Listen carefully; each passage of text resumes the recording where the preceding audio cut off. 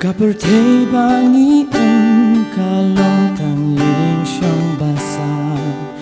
Mankas ngihang ningi matang kijing suda Bayu blengi lindela jing bantens ngobha Kun kristan wadai lagu saitan yapi Unkam kenti Kidon blapai Puji suki shem jing shai Puji sukloi ban mapala bun singi bakla Da jing pendem kum duriau baki shlei Namar jing i jong u om dam balaban om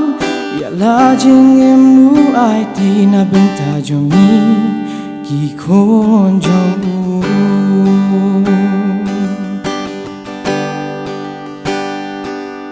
Ha jing em ni yak sai halin ti ba de banya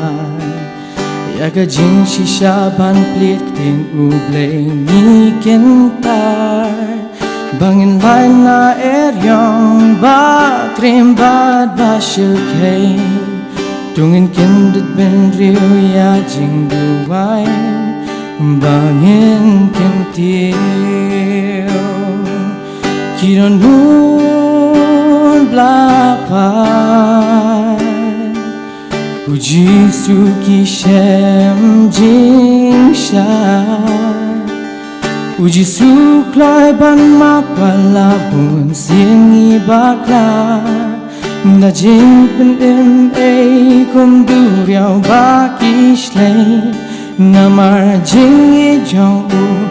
om dan balaban om Yala jing emu ai ti na binta jong ni ki kon jong u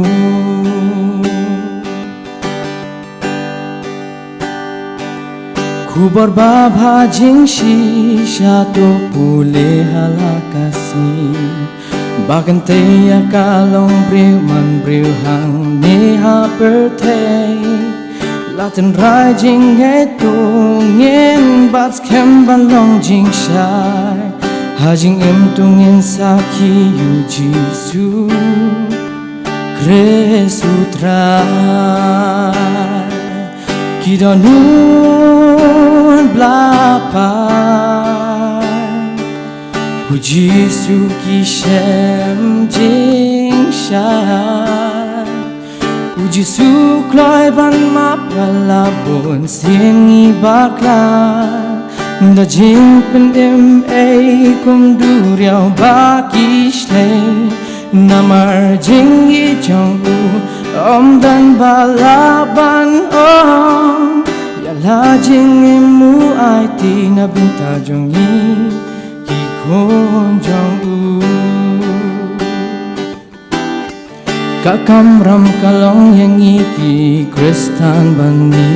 pertei Bangin long nong kit tin sim yu krisu nong pen em Hapleng kit ma baharu kom tungin yang da jishlo Dakawalam mensim Yau saitan ban pelim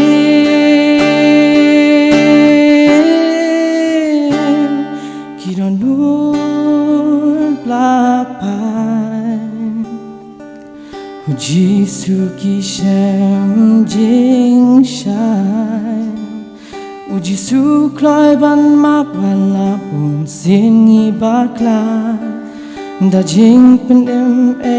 kum duriau baki shlei Namar jing i jong u om dan balaban om Yala jing emu ai ti na binta jong ni ki kon jong u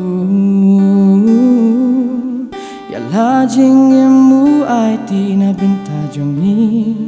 ki kon jong u Nam ta play.